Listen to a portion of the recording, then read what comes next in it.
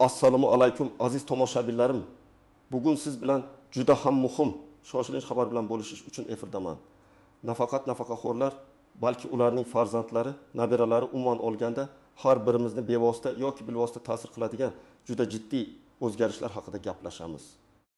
So'nggi paytlarda nafaqalar to'lash tartibida qator yangiliklar joriy etilmoqda va bu yangiliklar ko'pchilikda savollar, ba'zan esa xavotirlar uyg'otmoqda.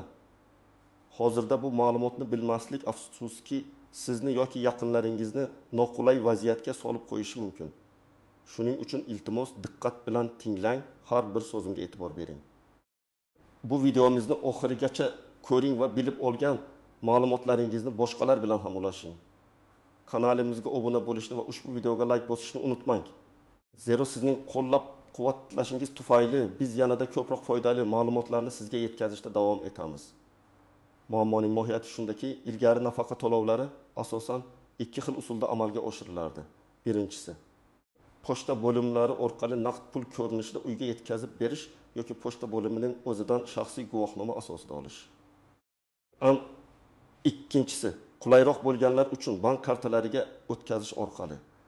Bu tizim o'zining ba'zi kamchiliklariga qaramay, yillar davomida ishlatilib kelindi va ko'pchilik unga o'rganib qolgan edi. Xususan keksa yoshdagi fuqarolarimiz uchun pochta orqali uylariga nafaqa yetkazib berish juda qulay hisoblanardi. Chunki ularning sog'lig'i yoki shaxsiy holatlari tufayli banklarga borib kelish imkoniyati cheklangan edi. Biroq bu usul, ya'ni naqd pul to'lovlari bir qator muammolarni keltirib chiqardi. Masalan, naqdlash bilan bog'liq xarajatlar yuqori edi. Ba'zan pochta xodimlari ish yuklamasi tufayli kechikishlar yuzaga kelardi. Eng yomoni esa firibgarlik holatlari yoki nafaqa pullarini o'g'irlash holatlari ham uchrab turardi. Ayni damda esa bu vaziyat tubdan o'zgarmoqda. Hukumat nafaqa to'lovlari tizimini yanada zamonaviylashtirish, shaffoflikni oshirish va eng muhimi, xavfsizlikni ta'minlash maqsadida jiddiy islohotlarni amalga oshirmoqda. Endi nafaqa to'lovlarining asosiy qismi to'liq raqamli tizimga o'tkazilmoqda. Ya'ni ko'pchilik uchun bank kartalari orqali to'lovlar ustuvor yo'nalishga aylanmoqda. Bu albatta bir tomondan ijobiy, ikkinchi tomondan esa ushbu o'zgarishga moslashishda qiyinchiliklarga duch kelish mumkin bo'lgan qatlam uchun biroz murakkab vaziyatni yuzaga keltiradi.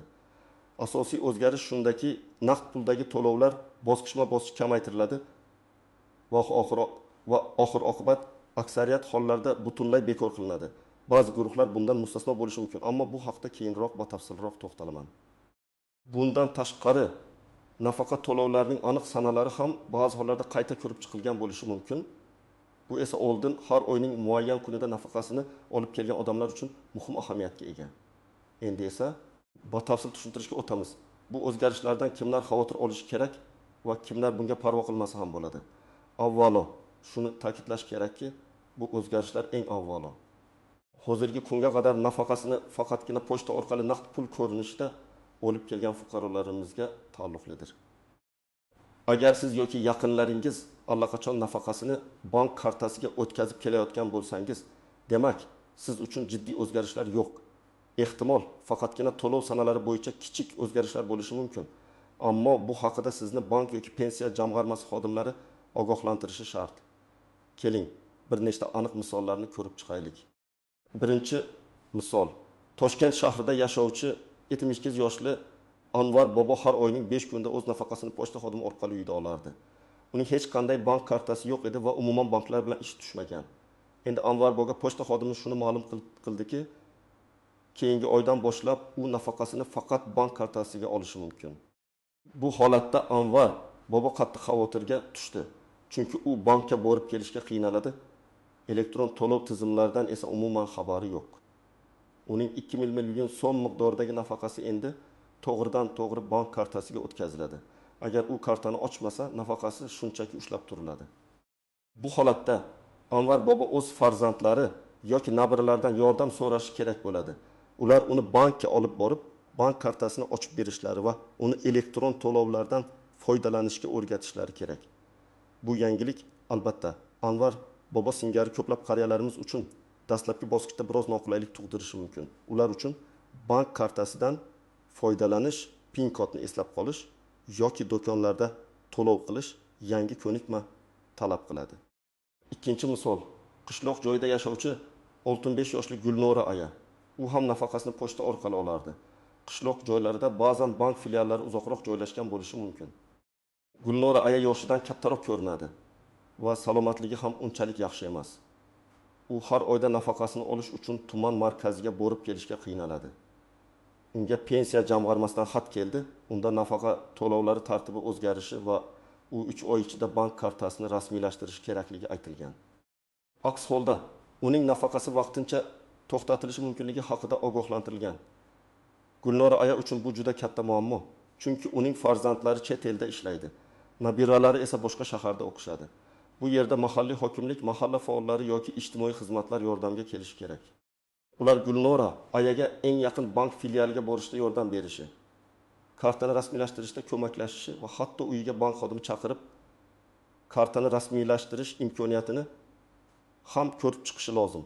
Bu misol shuni ko'rsatadiki, yangi tizimga o'tishda nafaqaxo'rlarga, ayniqsa keksa va nogironligi bor shaxslarga maxsus yondashuv va yordam zarur. 3-misol. 6 yoshli Baxtiyor aka yaqinda nafaqaga chiqdi. Uning allaqachon bank kartasi bor va ish haqi ham shu kartaga tushardi. Endi uning nafaqasi avtomatik ravishda mavjud bank kartasiga o'tkazila boshlandi. U hech qanday muammoga duch kelmadi. Faqatgina shuni payqadiki, ilgari ish haqi har oyning 10 kunda tushsa, endi nafaqasi har oyning 25 kunda keladi. Bu holatda Baxtiyor aka uchun to'lov sanasining o'zgarishi ahamiyatli bo'lsa-da, bu unga jiddiy noqulaylik tug'dirmaydi. Chunki u zamonaviy to'lov usullaridan foydalanishga o'rgangan. Bu misolda Baxtiyor aka uchun asosan hech qanday xavotirga o'rin yo'q. Shunga qaramay, u ham o'zining nafaqa to'lovlari jadvalini tekshirib qo'yishi maqsadga muvofiq. Xulosa qilib aytganda, agar siz hali ham nafaqangizni pochta orqali naqd pul ko'rinishida olib kelayotgan bo'lsangiz, siz ushbu o'zgarishlardan bevosita ta'sirlanasiz va shunga tayyor turishingiz kerak. Agar sizning allaqachon bank kartangiz bo'lsa va nafaqangiz shu kartaga tushayotgan bo'lsa, siz uchun katta o'zgarishlar kutilmayapti. Biroq to'lov sanalaridagi o'zgarishlarga e'tibor berishingiz lozim. Bu o'zgarishlarning asosiy maqsadi to'lovlar jarayonini avtomatlashtirish, inson omilini kamaytirish, navbatlarni yo'qotish va mablag'larning manziliga xavfsiz yetib borishini ta'minlashdir. Bu tizimda shaffoflik o'rtadi. Har bir to'lov ishil qayd etiladi va har qanday nizoli vaziyatda to'lov tarixi osongina tekshirilishi mumkin.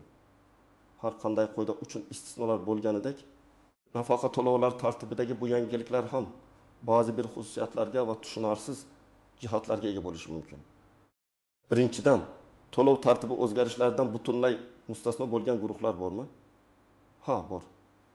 Ba'zi maxsus holatlarda, masalan, nogironligi bor shaxslar, yotgan bemorlar yoki shifoxonalarda uzoq muddat davolanayotganlar uchun pochta orqali uyga yetkazib berish xizmati saqlanib qolishi mumkin. Ammo bu holatda ham ulardan maxsus arizalar yozish yoki tibbiy xulosalarni taqdim etish talab qilinishi mumkin. Barcha holatlar birma-bir ko'rib chiqiladi va agar fuqaro haqiqatan ham jismonan bankka borib yoki bank kartasidan foydalana olmasa, unga individual yondashuv asosida eski tartib saqlanib qolishi mumkin. Biroq bu avtomatik tarzda emas, balki shaxsiy murojaat va asosiy dalillar taqdim etilgandan so'ng amalga oshiriladi. Shuning uchun bunday imtiyozga ega bo'lishni istaganlar ham harakat qilishlari zarur. Ikkinchidan, pitfalls, ya'ni e'tibor berilish kerak bo'lgan kutilmagan muammolar. Ba'zi hududlarda, ayniqsa chekka qishloqlarda bank filiallari yoki bankomatlar mavjud emasligi sababli nafaqaxo'rlar o'z pullarini olishda jiddiy qiyinchiliklarga duch kelishi mumkin. Bu muammoning yechimi sifatida mobil bankomatlar xizmati yo'lga qo'yilishi mumkinligi haqida gaplar bor. Ammo bu xizmatning qanchalik tez va samarali ishga tushishi hozircha noma'lum. Shu bois, agar siz shunday hududda yashasangiz, oldindan mahalliy hokimlik yoki pensiya jamg'armasi bilan bog'lanib, bu masalani aniqlashtirishingiz kerak. Yana bir xavfli nuqta bu elektron savodsizlik. Ko'pchilik keksa yoshdagi fuqarolarimiz mobil ilovalardan, internet bankingdan foydalanishni bilishmaydi. Bu esa firibgarlar uchun qulay imkoniyat yaratishi mumkin.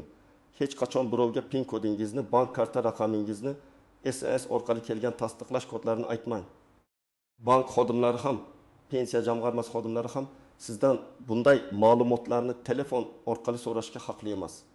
Agar shunday qo'ng'iroqlar bo'lsa, darhol aloqani uzing va ishonchli manbalardan bankning rasmiy telefon raqami, pensiya jamg'armasining ma'lumotini tekshiring.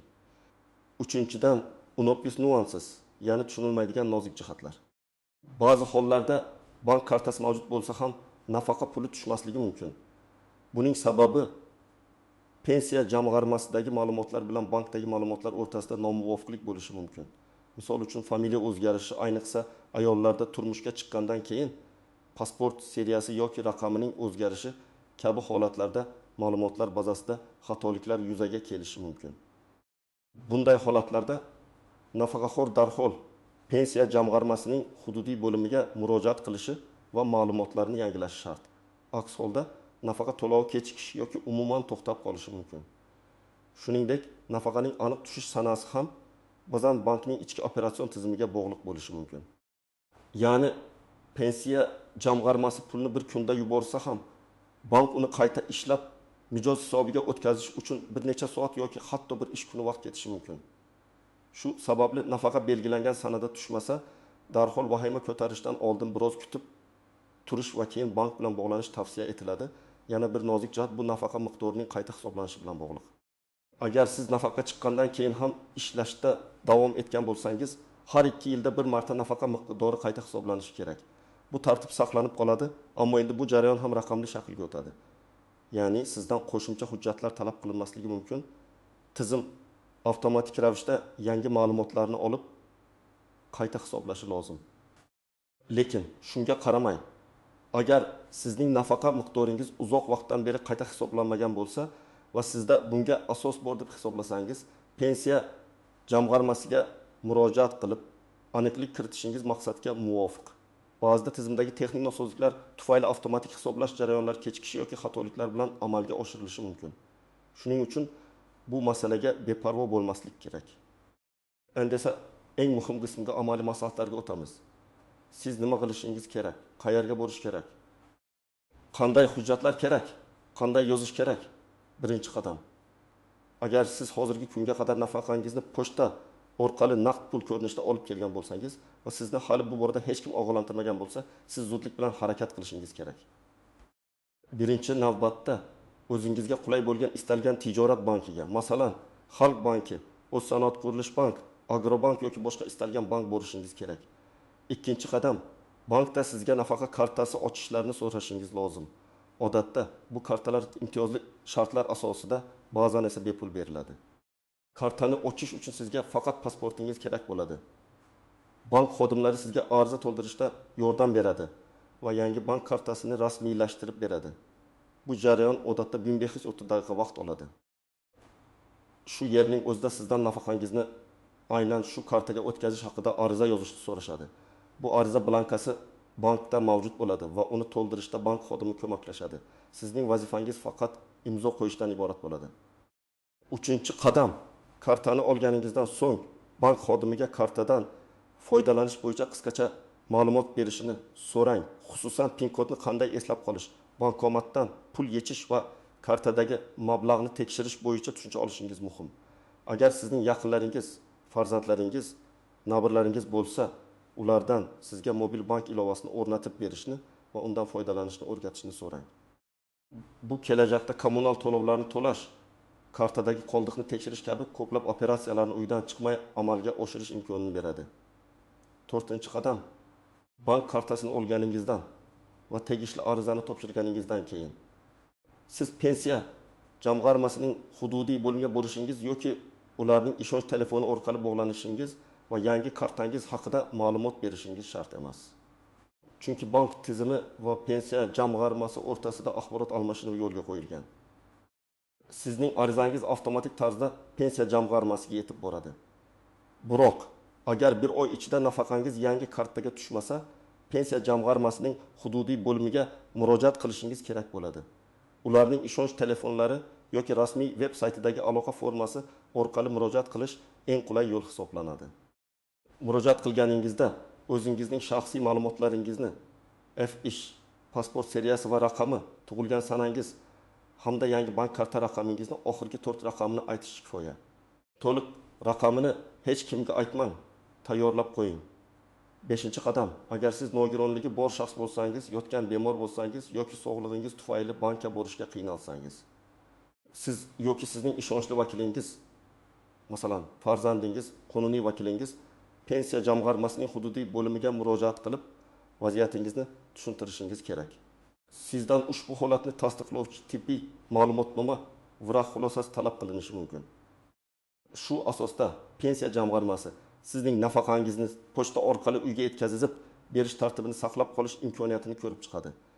Bu holatda ham sizga maxsus ariza shaklini to'ldirish kerak bo'ladi. 6-qadam, agar sizning nafaqa to'lovingiz muddatidan kechiksa yoki tushmasdan qolsa, avvalo bankning gal markaziga qo'ng'iroq qilib vaziyatni aniqlang. Ehtimol texnik nosozlik yoki sizning hisobingizdagi ma'lumotlarda kichik xatolik bo'lishi mumkin. Agar bankdan aniq javob olmasangiz, ikkinchi navbatda pensiya jamg'armasining hududiy bo'limiga yozma ravishda murojaat qiling. Yozma murojaat qilayotganda murojaatda o'zingizning FISE pasport ma'lumotlaringiz, nafaqa hisob raqamingiz, agar bilsangiz, bank karta raqamingiz va muammoning mohiyatini batafsil bayon eting. Murojaatning ikkinchi nusxasini ro'yxatga olib, o'zingizda saqlab qoling. Bu keyinchalik masalani nazorat qilishda sizga yordam beradi. Barcha o'zgarishlar dastlab qiyinchilik tug'dirsa-da, kelajakda hayotimizni osonlashtirishga qaratilganini unutmasligimiz kerak. Raqamli tizimga o'tish nafaqat qulaylik, balki moliyaviy shaffoflik va xavfsizlikni ham ta'minlaydi. Xulosa qilib aytadigan bo'lsak, aziz do'stlar, bugungi videoda sizga nafaqa to'lovlari tartibidagi muhim o'zgarishlar haqida batafsil ma'lumot berishga harakat qildim. Bu o'zgarishlar juda jiddiy va har bir nafaqaxo'rga bevosita ta'sir qiladi. Shuning uchun bu ma'lumotni o'zingiz bilib olishingiz va yaqinlaringizga yetkazishingiz shart. Unutmang, vaqtda qilingan harakat sizni ko'plab muammolardan qutqarishi mumkin. Agar sizda hali ham savollar qolgan bo'lsa, pastdagi izohlarda o'z savollaringizni yozib qoldiring. Men ularga imkon qadar javob berishga harakat qilaman. Shuningdek, bu o'zgarishlar haqida sizning fikringiz qanday? Qanday muammolarga duch keldingiz yoki qanday yechimlar topdingiz? O'z tajribangiz bilan bo'lishing. Ushbu videomiz siz uchun foydali bo'lgan bo'lsa, iltimos unga like bosing va kanalimizga obuna bo'lishni unutmang. Bu biz uchun katta motivatsiya. Kelgusi videolarda ko'rishguncha o'zingizni ehtiyot qiling.